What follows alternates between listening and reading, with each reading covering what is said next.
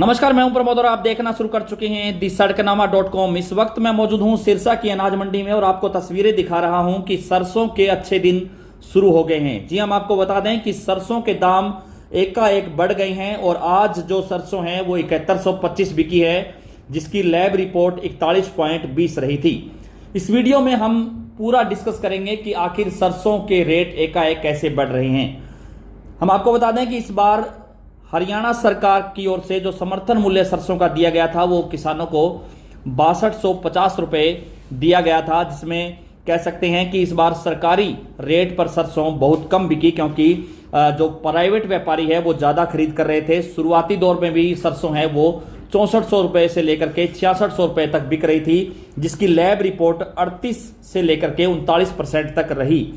लेकिन जैसे ही कुछ दिन पहले देश के प्रधानमंत्री नरेंद्र मोदी ने देशवासियों से अपील की कि वो खाने के तेल में कुछ कमी करें, उन्होंने कहा कि 10% खाने के तेल में कमी करें, उसी को लेकर के अब सरसों के रेट है वो बढ़ने शुरू हो गए हैं। और हमने आपको पहले भी ये संकेत दिए थे कि सरसों इस बार 7000 पार हो जाएगी और लग रहा है कि अब इससे भी ज़्यादा रेट है वो सरसों के बढ़ेंगे।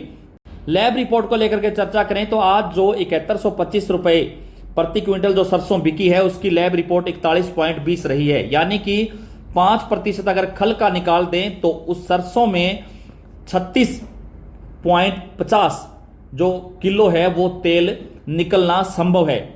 और उसी को लेकर के अब तेल की पैमाने को लेकर के रेट हैं वो तय किए जाते हैं और जो अब रेट है वो सरसों के बढ़ रहे हैं। इसका एक कारण ये भी है क्योंकि जो पूरी दुनिया में जिस तरह का माहौल बना हुआ है उसमें हमारे यहाँ से जो पाम ऑयल है वो नहीं आ पा रहा है, जिसको लेकर के भी जो सरसों के रेट है वो बढ़ रहे हैं।